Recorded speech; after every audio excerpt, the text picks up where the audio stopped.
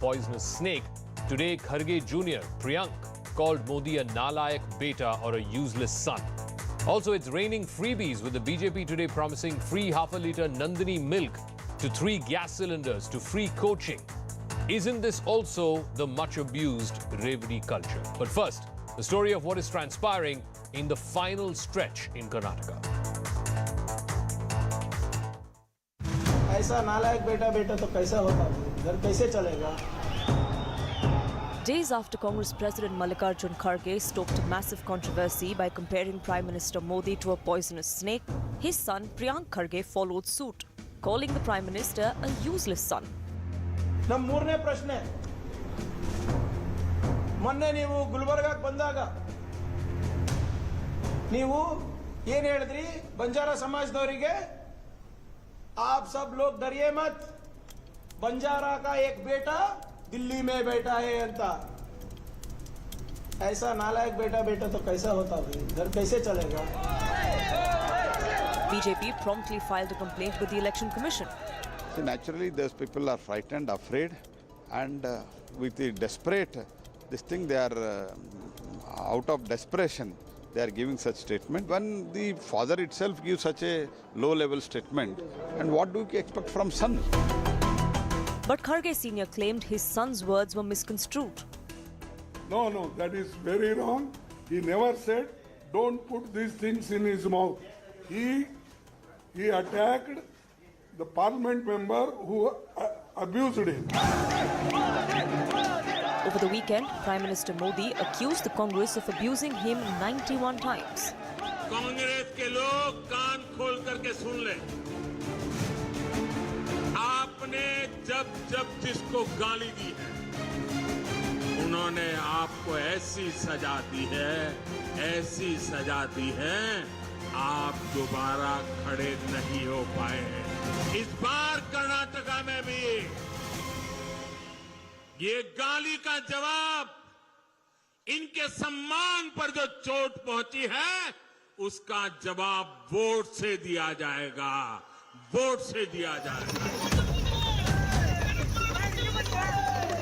Congress leader Rahul Gandhi countered the Prime Minister, saying the election is not all about him.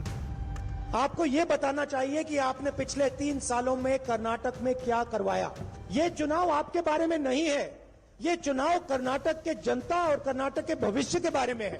आप कहते हो कि कांग्रेस ने मेरे ऊपर 91 बार आक्रमण किया, मगर आप ये कभी नहीं कहते हो कि कर्नाटक के लिए मैंने क्या किया।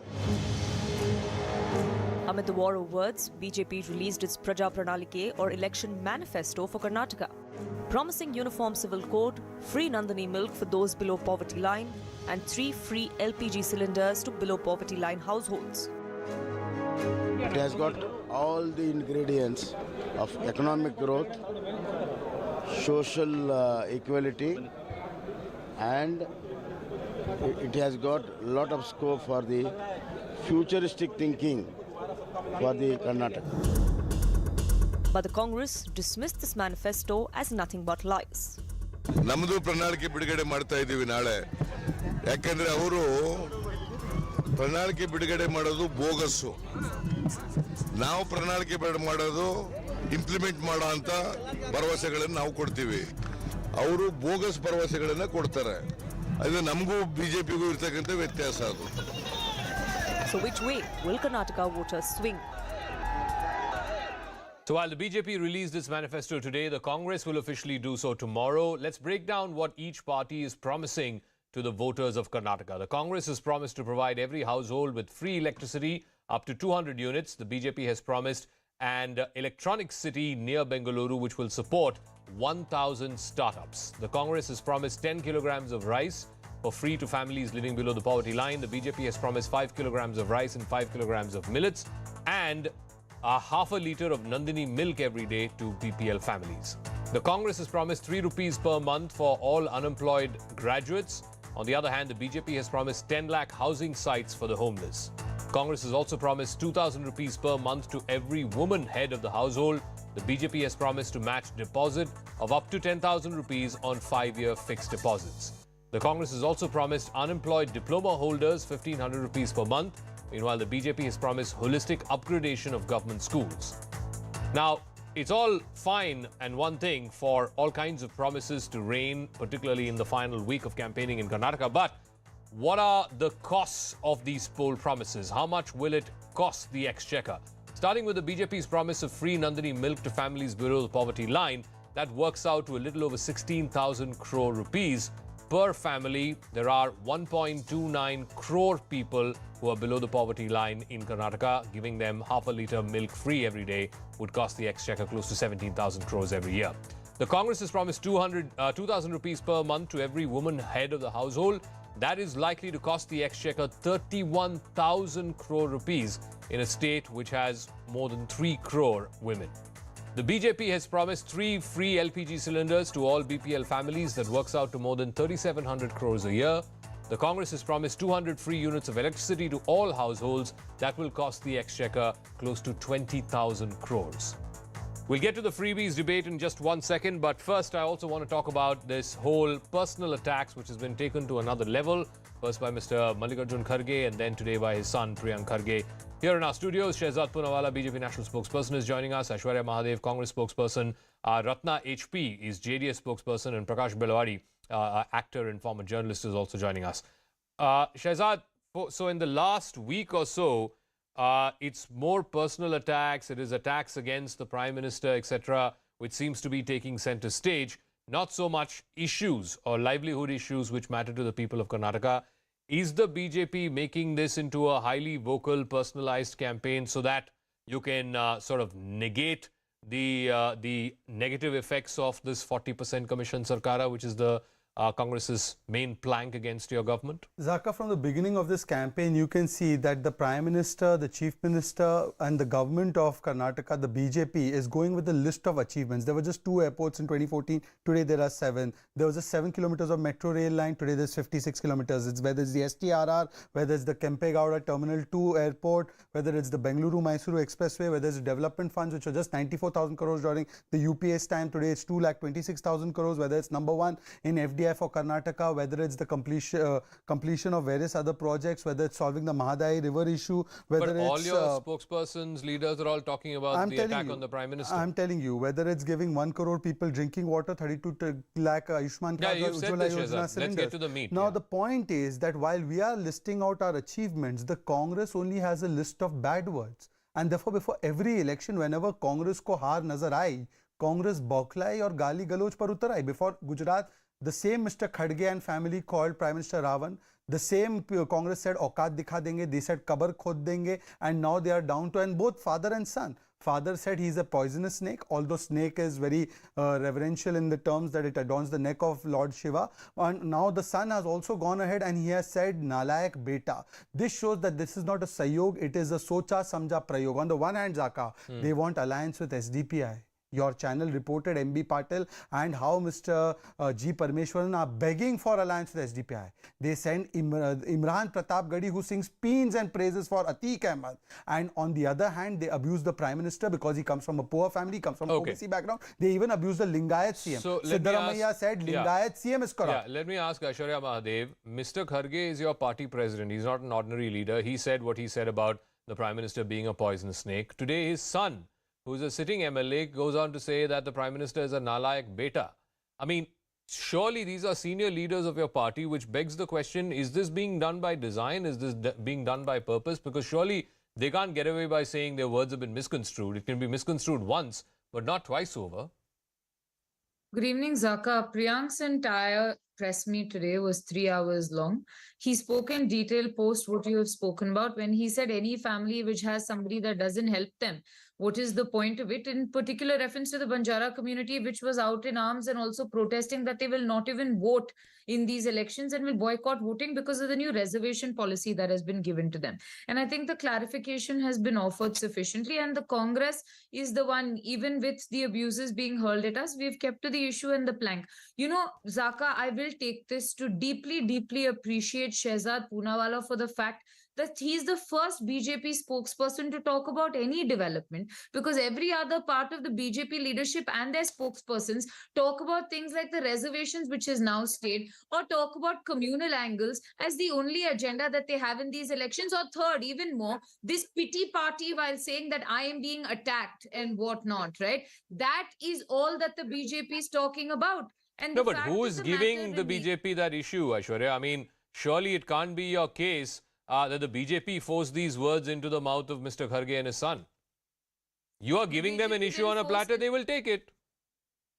The fact of the matter here, Zaka, is the Congress party, fine. If you believe that these abuses are going to hold weight, then well and good, but they have no answers for the sort of development and the issue-based plank that we're running today, and that is what we're talking about.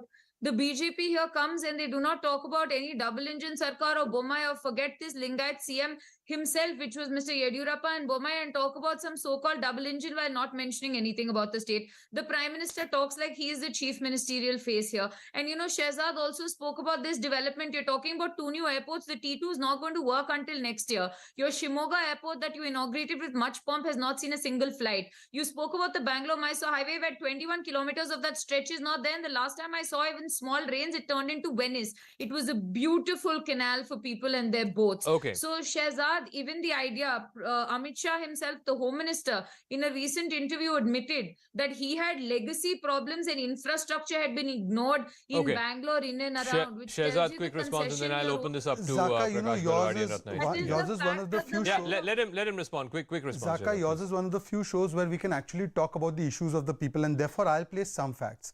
Aishwarya, please listen. You tell me what you did between 13 to 18. I'll tell you what we did between 18 to 23. 5,000 kilometers of road, 1,700 kilometers of state highway, national highways doubled, new industrial estates in North Karnataka, Belagavi, Chamarajnagar, Kalaburgi, Tumkur. We've started the startup park near Kempegowda Airport. Today, Karnataka, almost 40 unicorns come from Karnataka. 7,500 crore for railways. You gave 4,000 crores in the last 5 years. We gave 7,500 crores. 15,000 crores for the suburban rail project. 12 minor ports. Apart from that, we gave 7 model universities, IIT at Raichur and at Dharwad. 1.5 lakh tablets. 8,000. These are tablets for students. 8,700 crores for scholarships. Sugarcane FRP was increased from 22,000 to 23,000. Just one last point. I'm sorry. I don't interrupt, but this is not a campaign speech. You're rattling off stuff. No, people should know. No, of course people should know. Just give me one spokesperson after spokesperson is going on TV, and none of them are talking about what you're talking about. Zaka, They're all talking about Nalayak Beta and Zahirila Sam. Zaka, why is that? Zaka, I am the national spokesperson of the Bharatiya Janata Party, and in that capacity, may I speak, Zaka? One second, Aishwarya. Zaka, I am the national spokesperson, and I believe that the people of Karnataka need to know that the unemployment rate in Karnataka is 2.1%. In Rajasthan, it is 20% plus. The sugarcane FRP was increased by 10,000 rupees per ton by us. MSP of tur dal was increased by 50%, ragi by 138%. I want to ask Aishwarya Mahadev, during her period, today we are giving 10,000 rupees to farmers, to 54 lakh farmers. How much did she give? And the reason why we are bringing that Nalayak Beta up is because their leaders, because they have nothing to show about what they've done in Karnataka or in any other government, they abuse us, and we call that out. But Zaka, one second. I need to go to two others. There are two other guests. Let me go to Prakash Belwadi first. Prakash, it comes back to a very simple, fundamental question, and that is, as far as I'm concerned, any voter anywhere in Karnataka or any state, anywhere in the country should be asking himself or herself a very simple question. Has my life changed for the better in the last 5 years? If it has, there is a case to vote back the incumbent government. If it hasn't, then there is no case to vote back the incumbent government. Other than this, everything else is just surround sound, whether it is freebies, whether it is communal attacks, whether it is personal attacks. Is that how a majority of the people in Karnataka are seeing this, that all of this is just surround sound between the politicians? Ultimately, has the lot of the people improved? Zaka, you've been in Bangalore before, and you know that, Bangalore is miles ahead in terms of development compared to the rest of Karnataka. Everybody aspires to be in Bangalore. All the most important revenue generating economic power of Karnataka is Bangalore. It's really sad. There's not another city with a population in excess of 1 million in Karnataka. And that there is a real problem there. And I think when you say, how will people of Karnataka react it is very different in how people will react in Bangalore and how in the rest of Karnataka they will react. So I will say one or two things that I've heard in the last 10 or 15 minutes, on the channel. Every personal attack, whether it comes from this side or that, I think it's beneficial to in the government that is incumbent at the moment, because they are defensive. It has been felt that corruption is a big issue. It's not been addressed as well as it should have been. And without Yediyurappa, BJP does not have a kind of the kind of mass leader they perhaps need at the moment. So when the Congress or any other party opposed to the BJP makes personal attacks, I think it's much welcome for the BJP, and they'll concentrate on that. Okay. And I'm not sure why a really, what we call we use the word mutsaddi in Kannada, like really wise politician like Mr. Kharge himself would actually want to invite this completely unnecessary distraction. But I will tell you this, that the election is really confusing. This government is, its back is against the wall. It is defensive. And there is no Yediyurappa as the chief minister to come. So I don't know what is going to happen. Everybody says, that the Congress is poised to win. Perhaps so, but the Congress is not sending out the best signals to consolidate that impression. Okay. So, Ratna HP, in all of this, one other thing that has happened is that your party, the JDS, not least because of the problems that there are there internally within your party, but also what is happening is a squeezing out of the regional party, which is the JDS. This contest is now firmly being seen both from a narrative prism as well as from an electoral, pure play prism, that this is a Congress versus BJP fight. JDS is getting relegated not just to a third position, but to a very distant third position. Do you think both the national parties, whether it is through personal attacks or these freebies, are squeezing out your party? No, not at all, sir. See, our party only we concerned with regional issues. Regional party always they keep more concentration on regional issues other than these central parties. Okay, whatever it is, we go along with our regional, like Pradeshik Paksha, what and all. Even we concerned about the languages also. We give preference for our Kannadigas, what and all education basis, and also health basis, and all those things we concerned. People know that we are near to them, apart from central parties, national parties, and what and all freebies we give. We empower the people and strengthen the society, strengthen the state economy. For that we are giving freebies. BJP leaders, BJP leaders right from Amit Shah downwards have been saying a vote for the JDS is a vote for the Congress. They are equating your party and the JDS is the same. Sorry, your party and the Congress is the same. We have our own ethics. See, our own ethics are entirely different from other national parties. We give preference for the local people. Okay. See, common man, for example, common man life is happier now. Do you think a common man is very happy? No, he's not at all happy. The one state economy major stands on common man's life, happiness. Okay, nobody is happy. See, because of price hike. Price hike is a main disaster in our country. Okay, why Modi should come and again for canvassing? He's not supposed to come here. If he would have given price less. See, people consider that he is a very good, very good leader. He would have he would have given a provision on common man's life problems. Okay. He is not doing that. Nothing stops a Prime Minister from campaigning wherever he wants to campaign, as long as his party is active and the party needs his support for that campaigning. But I want to come back to Shehzad on this issue of freebies. For the longest time, again, this is coming from the Prime Minister downwards, the BJP has been going on and on about Revdi culture. Today, in your manifesto release, you have announced free Nandini milk, half a litre to all BPL families. We've just put the back of the envelope calculation that is going to cost the exchequer 17,000 crores every year. Is this not Revdi culture? But मतलब वो देंगे तो Revdi, हम देंगे तो welfare. Zaka, I am proud of my party for announcing this because this is being given under a portion scheme to nutritional enrichment of the poor. Because if you don't give this to the poor children, then what happens is the health problems they face will run into costs which are much more than 17,000 But ye bhi to freebie One hai. second. How is it giving milk? You're giving it free, no? Giving a milk to a small child is a freebie. To BPL, you're giving it free. You're not charging them. No, it is not a freebie at all. This is empowerment and this is ensuring enrichment, because if I don't give this milk or this basic necessities to the poor people that are requiring it, then the health costs of treating them, because if they may not get this, then it will run into So lakhs Congress of can crores. also say, no, And with 3,000 rupees we're giving to graduates, we're giving it to those people who don't have a job. No, we are not. But then the Congress should that be. is a freebie. Then I'm telling you now for the answer for that. In Karnataka today, the unemployment rate is 2.1%. In Rajasthan, it's 22%. If Congress is committed, then Aishwarya Mahadev, my good friend and a very good spokesperson, should tell us why in 20% state of unemployment, Rajasthan, they are not giving 1 rupee as unemployment allowance. Okay, Aishwarya Mahadev. My point is that where there is 2.1% unemployment, thanks to BJP's strong government that gives employment to everyone, you are giving this. And there you are not promising. You know, there's one distinction. There's one distinction in as much as today, whatever the BJP announced, 3 cylinders and a free Nandini milk and free rice and millets.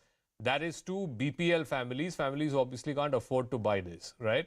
Whereas in the Congress's case, the 5 guarantees that you are giving are universal. I could be an unemployed graduate, but I could be coming from a rich family. So to me, I don't need 3,000 rupees. Your 5 guarantees are universal, and thereby the cost to the exchequer is much more. Just that 3,000 rupees to graduates, unemployed graduates, that itself will cost 30,000 crores to the exchequer.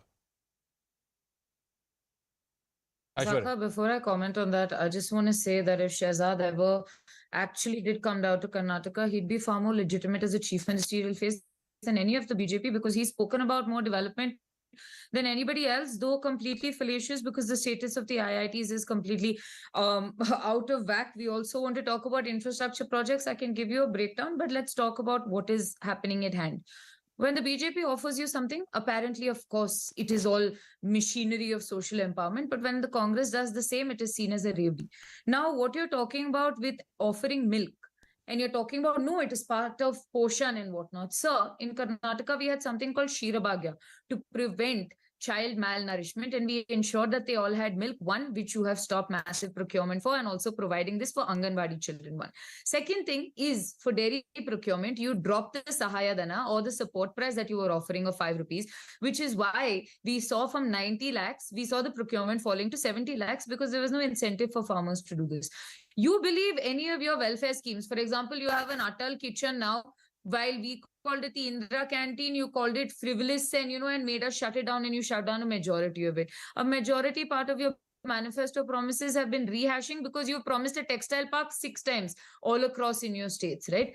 Zaka, the reality is this. I can give you, first of all, if you want me to couch the argument so clearly, what are the families that basically would make the biggest benefit of 200 units of free electricity, after which obviously we will charge them on a pro rata basis? It's obviously the families that need it most, which are more often than not BPL families. Annabhagya is particularly for BPL families. The 2,000 rupees for women of the households, 1.2 crore households that need it, is the ones that essentially require it in the safety net of what we've included. And yes, the Yuva Nidhi, the saddest part is, whether you come from families of affluence or even not, the fact is there should be an incentive for a youth in order to function. And we do not believe it is necessarily wrong. And add up the math of what all they're offering you and what it is that we are fiscally costing them much lower than what the BJP schemes are. No, I'm not sure. No, I'm not sure about the on the math, because like I said, yours are universal schemes. Theirs are targeted to below BPL, but be that as it may, I mean, a revdi is a revdi. You can couch it by saying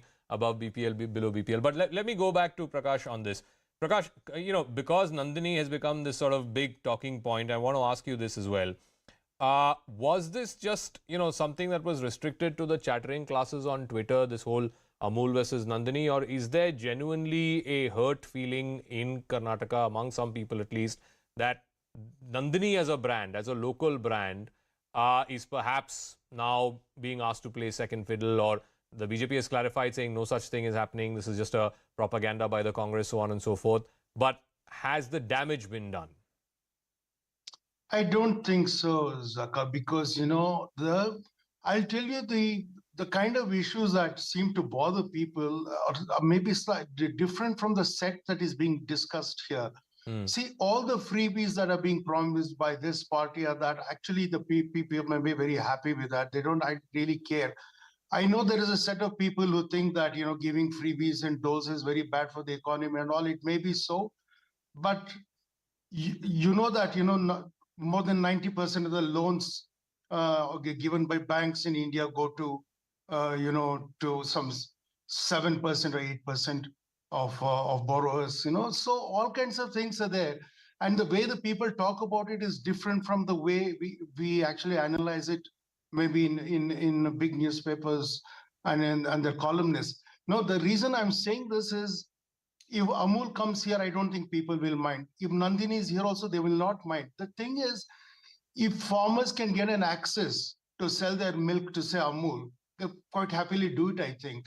Yeah. So the way these issues are packaged and communicated may not exactly be the way that you have imagined. We can imagine that they're being received. So what then are people caring about? Even Even amongst farmers, as you said, what is it that they care about the most? See, I think they need, I'll tell you, they need to get the milk to the procurement center to get better price for milk. I'm sorry, power keeps going and coming in this building for some reason.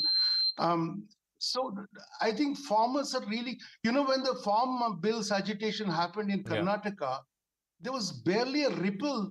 I was driving to Mysore. By the way, that road between Bangalore and Mysore, because I live in Bangalore, is fantastic. It's very good.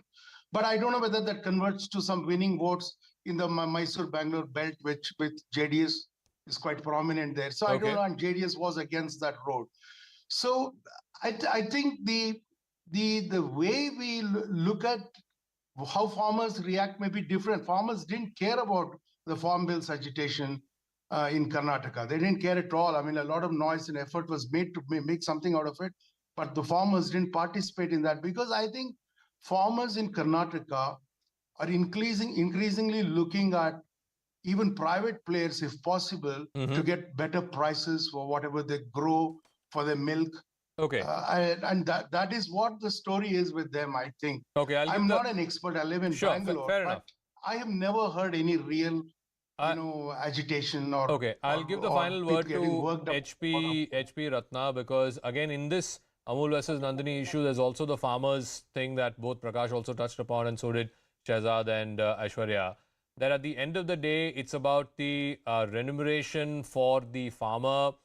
The farmer needs to get the best price for his output, and the BJP is saying that we are giving 6,000 from the central government, 4,000 from the state government, 10,000 rupees every month to farmers. What are you doing? You are supposedly a party of the farmers.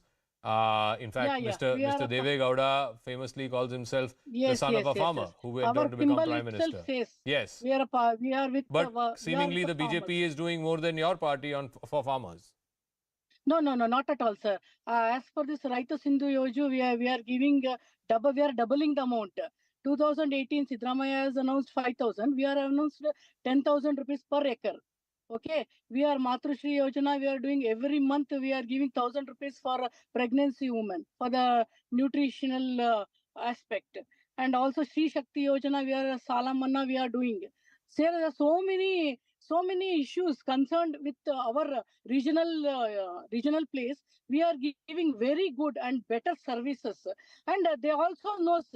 See, actually, BJP out of 650, they have only manifesto. They have only fulfilled 55 last government, and even Mr. Siddharamaya's era also not much. But our Kumaraswamy, as a mass leader, as soon as he comes to the power, he immediately 24,000 rupees, crore rupees. Salamana has done within no time, 24 hours of time. So okay, all right. Agenda. We'll see how this plays out. I'm completely out of time, but this is the final stretch in Karnataka, and we'll see whether these personal attacks take precedence and preference, or will it actually be the issues that matter to the people of the state. Talking about issues that are having resonance on the ground. There's a huge storm over the movie The Kerala Story, and it's simply refusing to die down. The film, which will be releasing end of this week, tells the story of 4 women who were allegedly lured, trapped, converted and radicalized to join the ISIS. According to the film's trailer, at least 32,000 girls from Kerala were converted to Islam and recruited for ISIS. Both the ruling CPIM and the opposition Congress have called the movie an RSS propaganda to malign the state. The BJP has backed the film, calling it a reflection of growing radicalism in Kerala. So the question is the movie exaggerated propaganda, or is it cold comfort, cold reality, which it's showing a mirror to?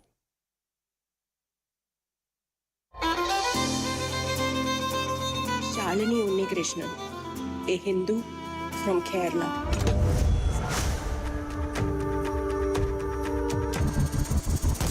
ISIS कब join किया ये जानने के लिए क्यों join किया और कैसे ज्वाइन किया ये जानना जरूरी है sir.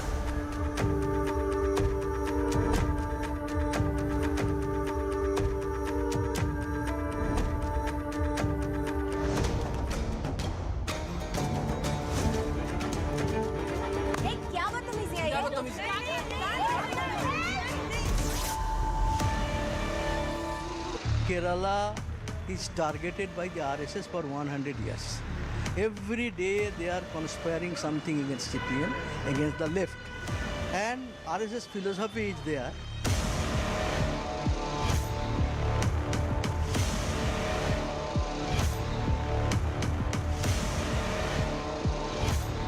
Controversy is not the right word, I would say, because there is no controversy. People are some people are questioning some of the facts that we have shown in the film, and I think fair enough, everybody has got the right to question. क्या आपको अपना शौहर कबूल है?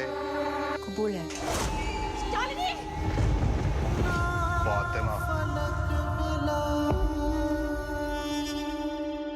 All right, is it closer to the truth or is it out and out propaganda? Here in our studios, Shehzad Poonawala, BJP national spokesperson, is joining us. Professor Dinesh Varshni of the CPI is also joining us. Shehzad, I think the thing that a lot of people seem to have taken objection to, including the likes of Shashi Tharoor on Twitter, is this 32,000 figure. Where have the filmmakers come up with this 32,000 figure? These folks, the CPM and the Congress, are alleging that this has been done deliberately. This is a lie, a complete outright propaganda, only to defame the state. No such thing has happened in the state. Look, I'm the spokesperson of the Bharatiya Janata Party, so I'm not going to speak for any particular film. But whether it's one or whether it's 32,000, what we have to try and understand is that is there a problem? And that problem is not being articulated just by this filmmaker. The figure could be 32,000, it could be 3,200. But let me quote to you some statements. Kerala High Court asked government to frame laws to stop love jihad, quoted in the Economic Times. Last year, Bishop warns Christians in Kerala against love and narcotics jihad. Thereafter, there is a Kerala church says love jihad is real and claims Christian women are being lured into this kind of activities. 2020, over 2,500 women converted to Islam since 2006. Oman Chandy's statement in the assembly, and a bid to convert Kerala into a Muslim state. The quoted statement of guess who? V.S. Achyutanandan. Unless the Kerala Church, Mr. Achyutanandan, Oman Chandy and all of these worthies have become agents of the RSS, I think it is time for Mr. Varshni and his ecosystem to wake up and smell the coffee and not live in denial. Clearly, they should not be supporting any kind of activity that harms the interests of women. So let Dinesh Varshni respond to that. Let's leave the figure of 32,000 aside for a moment. You even had a CPIM chief minister, when Mr. Achyutanandan was chief minister, submit a figure of over 100 of girls who left Kerala to join ISIS. This was Mr. V.S. Achyutanandan when he was chief minister. Oman Chandy's figure was 2,000 plus of the girls who converted to Islam. Why are you denying that there is a problem? You could argue about the scale of the problem, but there is a problem nonetheless. Dinesh Varshni. Look, Jaka, please try to understand one thing. This is an attempt by the BJP and RSS to tarnish the image of the secular people of Kerala. They know that in Kerala is the highest literate state, highest per capita doctors, highest per capita paramedical staff, highest per capita school, government school available to the students. It is not my statement. It is the statement of the Niti Aayog. They cannot compare their Gujarat or Madhya Pradesh or Uttar Pradesh to the Kerala. So hence they are bent upon in defaming this thing. You see whether what Achyutanandan and Omanavan Chandi say, I would like to know what is the figure people are joining the Bajrang Dal. I would like to know what is the people are joining the RSS. Much larger than that. They are as extremist as this ISIS or anything else. If any organization which believes the politics on the basis of religion is extremism, is communalism, it is anti-national. No, it is, but it Professor is Varshni, Professor Varshni, no, once again, they are not taking up arms to go and fight for some idea of Islam from the 7th century to places like Syria, Afghanistan and Iraq. I think let's be very clear about that. You can have your differences on, political ideology, so on and so forth, but no one is advocating taking up a gun and fighting for an ideology that derives itself from the 7th century and go to places like Iraq, Syria and Afghanistan. And please come back to the point that I was asking you. I mean, the bishop of a Catholic church saying economic jihad or narcotics jihad is not a member of the BJP, right? So, I mean, let's not pretend that there is no problem. There is no problem in Kerala, I can assure you. This is just a propaganda. This film is going to be a propaganda as like Kashmir Files. That that Israeli judge said that it is a propaganda. And Shahjad himself said that I do not want it to contradict the figure of 32,000. From where have they got these figures? Okay. 100, 200 is in such a population. Can happen in any state.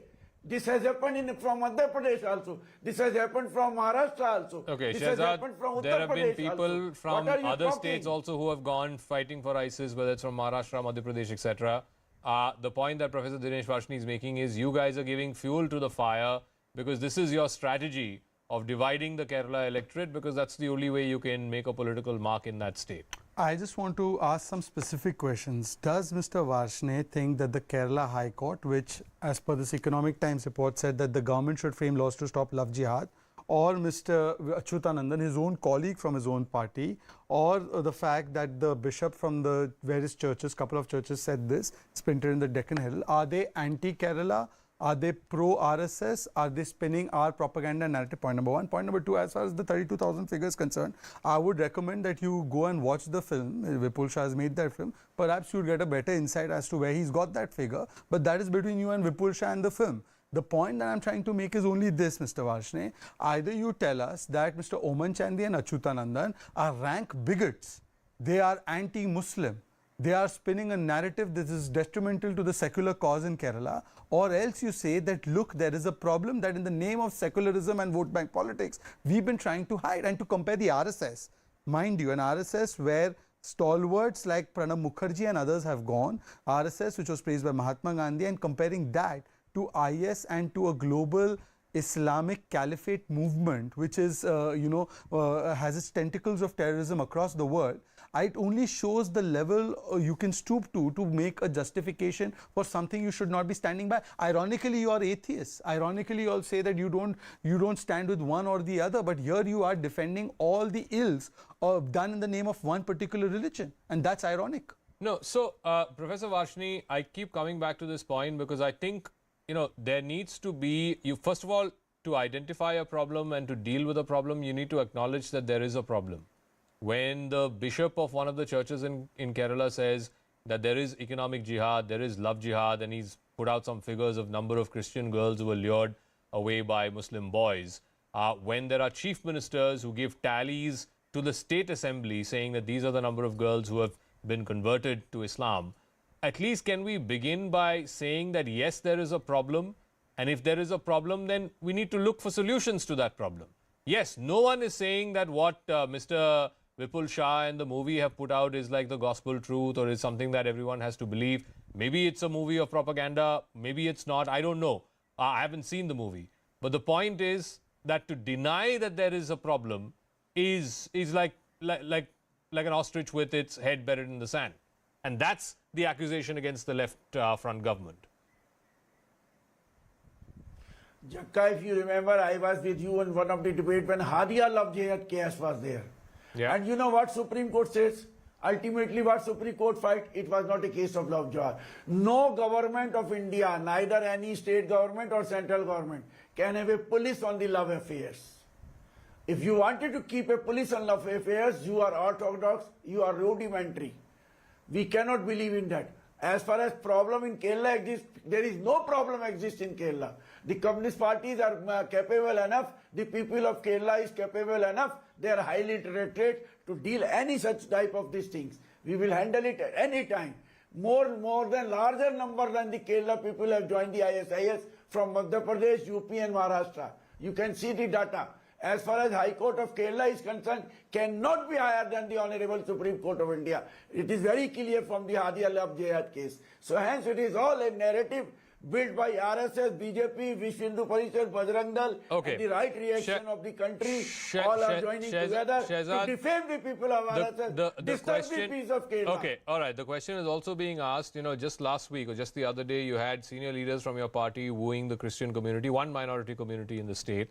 And now here you're being accused of promoting a blatantly anti-minority film. How do you square off both? On the one hand, you're asking for votes of one minority community. On the other hand, you're being accused of vilifying another minority community. But that would then, by conclusion, entail that we are, or anybody is suggesting that love jihad is a problem of entire Islam and all Muslims. But that's not the case. I'm a BJP Muslim spokesperson, and therefore I'm saying separate this from the religion and the faith of Islam and the practitioners of Islam who are Muslims who are going about doing their business. The fact is that there are elements in every religion, and particularly now somebody is using this as an instrument to further their fundamentalist agenda. Why would you want to give them the entire umbrella of a religion and a faith?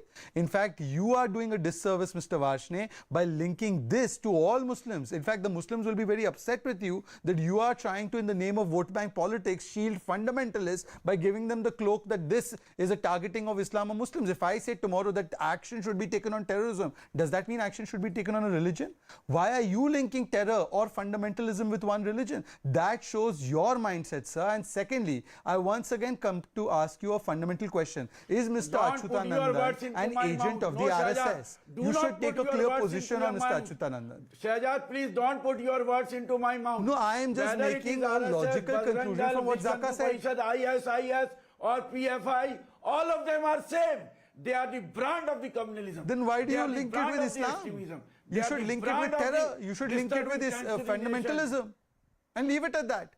But you give them cover fire because you want to cater to a particular vote bank of hardliners. And therefore, in the name of vote bank politics, you go and start defending them.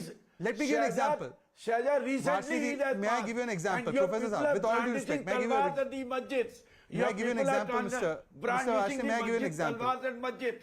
Mr. Varshney, with all due respect. What Shahjad, tell me, what has happened in Agra during the Eid? What has happened in Muzaffarnagar during the Eid in UP? People are branding the talwars at the minarets of the mosque. Who were those?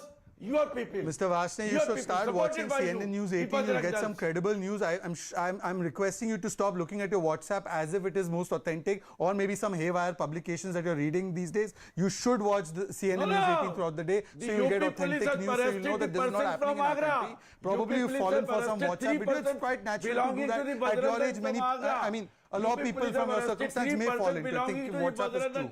From the Agra. No, he wants to ask you a question once again. Professor Varshney. Professor Varshney, one second. Shahzad has a question. Yeah, Shahzad. Professor, in 2012, the left government had put an affidavit in court saying that the PFI is nothing but the avatar of Simi. Yet when we go ahead and ban the PFI, who are the first people to come and defend it? It's your ecosystem. You even employed one of theirs into government service in Kerala. So, Omar Sharif. So that's the point. The point is, for the sake of vote bank politics, the likes of V.S. Achyutanandan have been thrown virtually under the bus. Okay, Professor Varshney, final word. I have to wrap up after this. Yeah, quickly. You did nothing to ban the PFI other than issue statements. Jakka, the ban on PFI has to be done by the central government. Let central government issue the order of banning the PFI. The RSS will not allow, because they will put the panic button through PFI in the Kerala. They will put the panic button through Bajrang Dal in UP. They will put the panic button through Vishwa Hindu Parishad in Madhya Pradesh. They have created so many these frontal organizations. All right, I've got to wrap up. Let's leave it at that. We'll see how this story plays out and how this movie releases and how it progresses thereafter, and whether or not it goes on to become a box office success or a dud. Meanwhile, my colleague Marish Akil caught up with Vipul Shah, who's the producer of this film, as well as the lead actor, Ada Sharma, on what was the research that went into making the Kerala story, because a lot of people seem to have taken offense to that fact that is advertised in the trailer, that there are 32,000 such cases of girls being lured into Islam and being taken to fight for ISIS. That's what she asked both the maker of the film and its lead actor. Statement that was made by the then Kerala Chief Minister Vipul was in 2012. He told the Assembly that 2,667 young women had converted to Islam between 2006 and 2012. Of these, 2,195 were Hindu girls and 492 were Christian girls. But the larger question is that this is still in thousands. You are talking about running in tens of thousands. Yeah, so if you have to look at it from that angle, it's not 2,600. There is another article done by India Today where India Today, or maybe I'm getting the name wrong, but there is some news article which I can very happily show you, which talks about Mr. Oman Chandi talking about 7,800 girls, right? So if you extrapolate that number into 20 years, because he's talking about his term of 5 years, if you extrapolate that number into 20 years, official number will come to around 30,000. And unofficial number, people who don't file complaints that are not taken, huge. So just to say, to get these numbers verified, we filed an RTI. And we filed an RTI with the government of Kerala. And we got an answer to go and look for this particular speech of Mr. Oman Chandi on a particular website. I'm talking about just 3 months back. That website doesn't exist. So it was a RTI reply and that website doesn't exist. So now rest of it all is up to everybody's imagination. But apart from this, two chief ministers speaking about it, just imagine a situation, chalo, even if I take that argument that the number is not, say, 32,000, and if it is, the number is, say, 30,000, 28,000, 5,000, is it not a huge number? If you come to know a CM has declared on the floor of the House, and another CM is saying that we're going to turn into Islamic State, is it not a big number for somebody to take some action? That's why I'm saying that we get lost into the numbers. Okay. It's easy to discredit.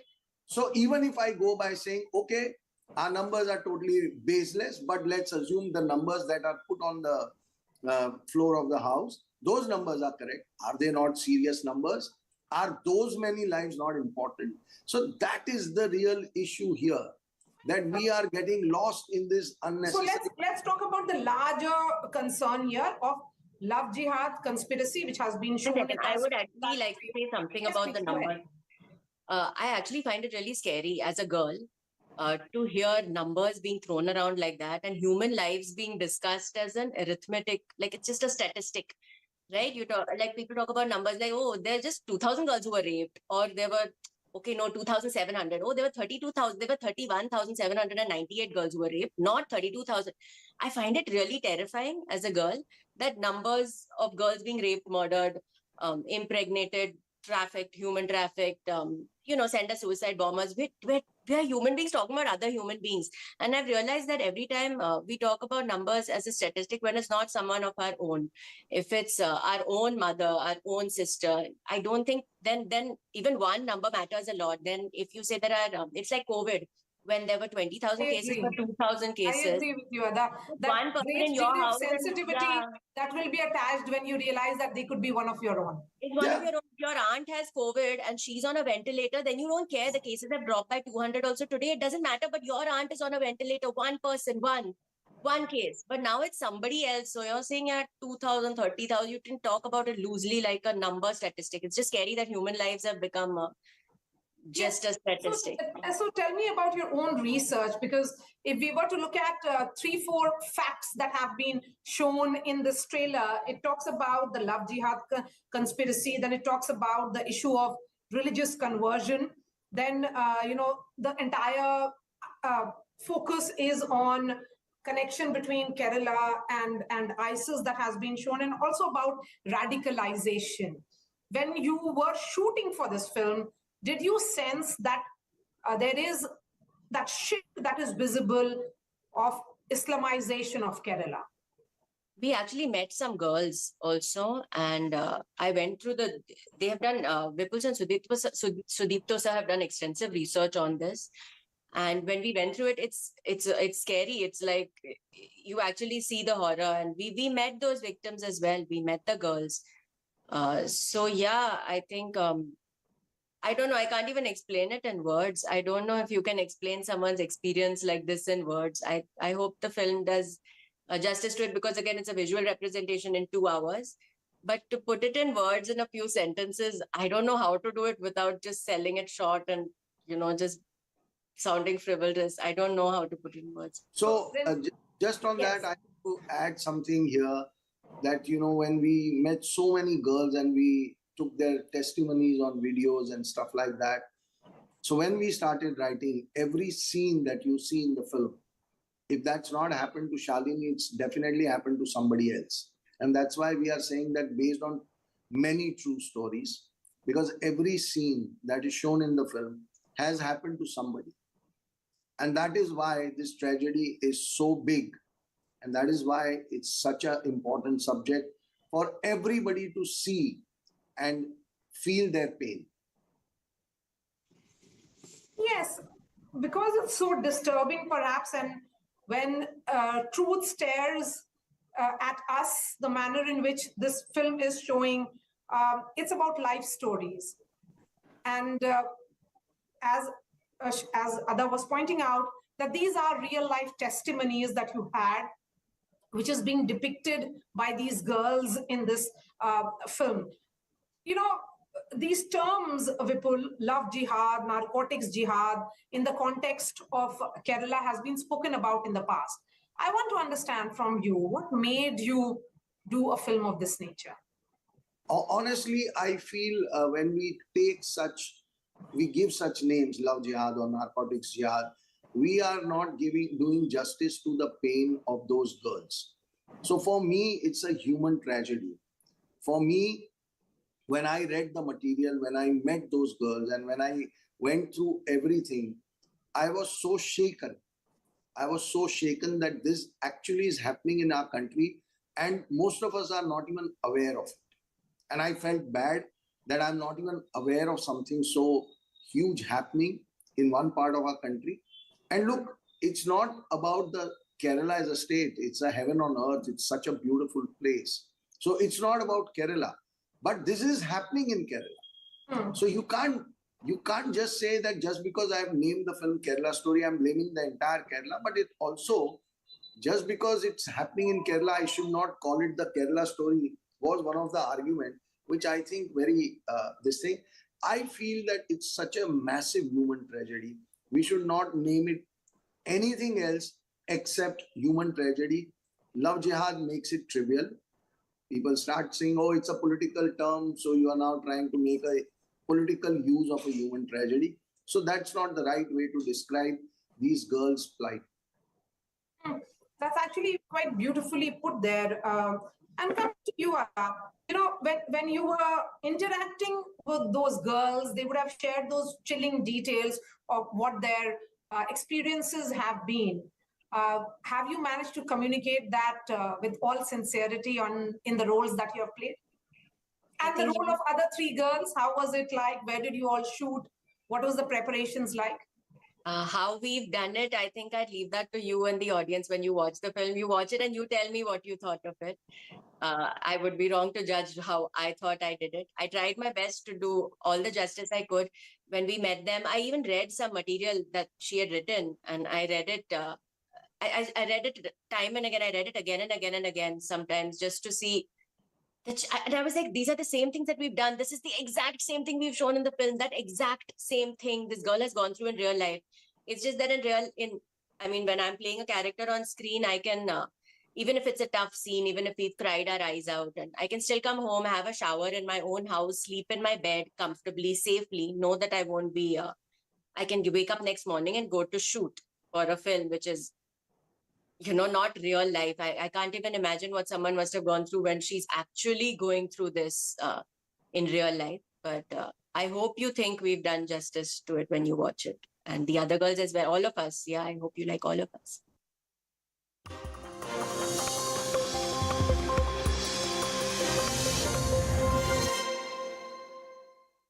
Said kabar khod denge, and now they are down to, and both father and son. Father said he is a poisonous snake, although snake is very reverential in the terms that it adorns the neck of Lord Shiva. And now the son has also gone ahead and he has said nalayak beta. This shows that this is not a sayog, it is a socha samja prayog. On the one hand, Zaka, they want alliance with SDPI. Your channel reported MB Patil and how Mr. G. Parmeshwaran are begging for alliance with SDPI. They send Imran Pratap Gadi, who sings peens and praises for Atiq Ahmed. And on the other hand, they abuse the Prime Minister because he comes from a poor family, comes from OBC background. They even abuse the Lingayat CM. So Siddaramaiah said Lingayat CM is corrupt. Yeah, let me ask Aishwarya Mahadev. Mr. Kharge is your party president. He's not an ordinary leader. He said what he said about the Prime Minister being a poisonous snake. Today, his son, who's a sitting MLA, goes on to say that the Prime Minister is a nalayak beta. I mean, surely these are senior leaders of your party, which begs the question, is this being done by design? Is this being done by purpose? Because surely they can't get away by saying their words have been misconstrued. It can be misconstrued once, but not twice over. Good evening, Zaka. Priyank's entire press meet today was 3 hours long.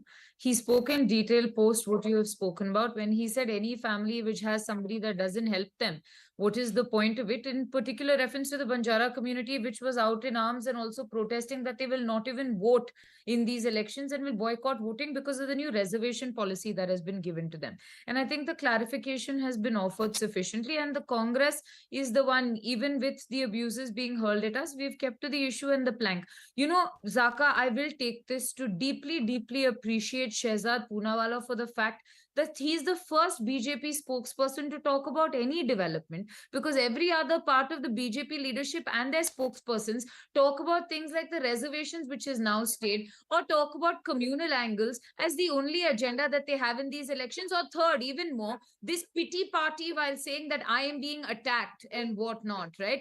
That is all that the BJP is talking about. And no, but who is giving the BJP that issue, Aishwarya? I mean, surely it can't be your case that the BJP forced these words into the mouth of Mr. Kharge and his son. You are giving them an issue on a platter, they will take it. The fact of the matter here, Zaka, is the Congress party, fine. If you believe that these abuses are going to hold weight, then well and good. But they have no answers for the sort of development and the issue-based plank that we're running today. And that is what we're talking about.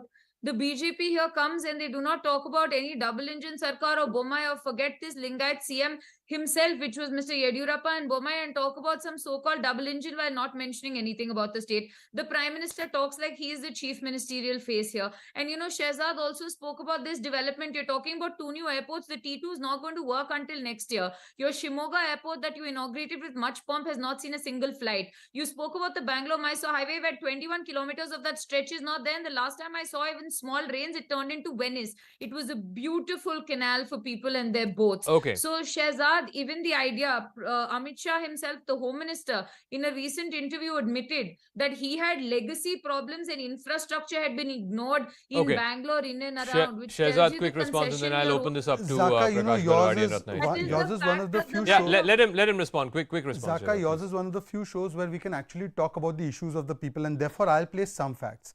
Aishwarya, please listen. You tell me what you did between 13 to 18. I'll tell you what we did between 18 to 23. 5,000 kilometers of roads, 1,700 kilometers of state highway, national highways doubled, new industrial estates in North Karnataka, Belagavi, Chamarajnagar, Kalaburgi, Tumkur. We've started the startup park near Kempegowda Airport. Today, Karnataka, almost 40 unicorns come from Karnataka. 7,500 crores for railways. You gave 4,000 crores in the last 5 years. We gave 7,500 crores, 15,000 crores for the suburban rail project, 12 minor ports. Apart from that,